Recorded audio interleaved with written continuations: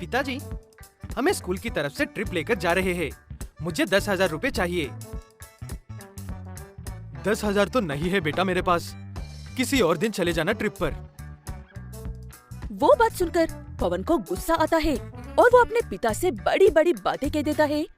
ये सब हमेशा का था, लेकिन इस बार पवन के पिता अजय इस समस्या का एक हल निकलते हैं। वो सब तो ठीक है बेटा, लेकिन तुम्हें एक छोटा सा काम करना है। किचन में कुछ कांच की ग्लासें हैं। तुम्हें जब भी गुस्सा आए, हर बार एक ग्लास तोड़ दो और जो वजह है उसे एक चिट्ठी पर लिख दो। ठीक है कहकर पवन वहाँ से चला जाता है।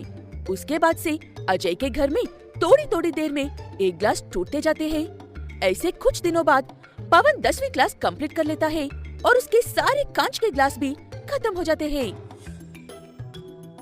पिताजी, सारे कंच के ग्लासेस खत्म हो गए हैं। इस बार गुस्सा आने पर क्या करूं?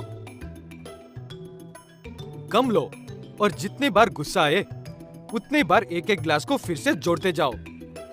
अब मजाक कर रहे हो? मैं ऐसा बिल्कुल भी नहीं करने वाला हूँ। तोड़ना आसान है, लेकिन जोड़ते हुए बैठना मुझसे नहीं होगा। जोड़ना तो तुम्हें पड़ेगा ही बेटा, वरना 10th में इतनी घटिया नंबर से फेल होने के लिए मुझे तुम्हें घर से बाहर निकलने के लिए ज्यादा सोचने की जरूरत ही नहीं पड़ेगी। ऐसे कहते ही पवन चुपचाप वहाँ से चला जाता है और हर बार गुस्सा आने पर एक एक ग्लास जोड़ता हुआ बैठता है। कुछ दिनों बाद वो सारे टूटे हुए ग्लास भी जुड़ जाते हैं और एक दिन पवन अपने पिता के पास आकर ऐसे कहता है, अब तो वो सारे ग्लासेस भी जुड़ गए हैं। अब क्या करवाने का इरादा है आपका? टूटे हुए ग्लासेस जोड़ी है मैंने। ये कोई आसान बात नहीं है। हाँ बेटा, ये कोई आसान बात नहीं है। इसमें बहुत सब्र चाहिए होता है। इधर आओ मेरे साथ। तुम्हारे जुड़े हुए ग्लासेस में पानी भरकर देखते हैं वो कितने मजबूत जुड़े हैं।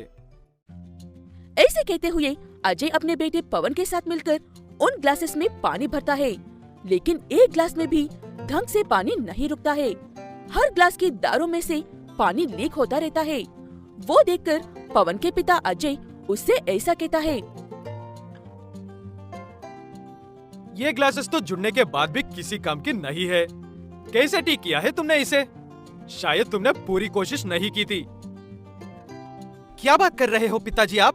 पता है, ये एक ग्लास को ठीक करने में मेरा पूरा दिन बीत जाता था और आप कह रहे हो कि मैंने पूरी कोशिश नहीं की? बुरा लग रहा है ना? इतनी मेहनत से काम करने पर भी कोई आपकी काम की तारीफ ना करके उल्टे बातें सुनाए तो तकलीफ होती है ना? ऐसे कहते हुए अजय अपने बेटे से कहता है कि जब वो किसी चीज की जिद करता है और अजय किसी मजबूरी की वजह से वो जिद पूरी नहीं कर पाता है, तब पवन उसे ऐसी बातें कहता है कि अजय का दिल उस कांच की ग्लास जैसे टूट जाता है। बाद में जब अजय मजबूरी में ही सही अपने बेटे की जिद पूरी करता है, तब वो एक छोटा सा सॉरी कह देता है और पवन का वो सॉरी उस दोबारा से जुड़े हुए कांच की ग्लास की दारों जैसा होता है। तुमने गम से ग्लास तो जोड़ लिया और सॉरी कहकर मुझे मना तो लिया, लेकिन वो दोबारा जुड़ने वाली ग्लास किसी काम की नहीं है। ना ही तुम्हारी सॉरी किसी काम का होता है। ये का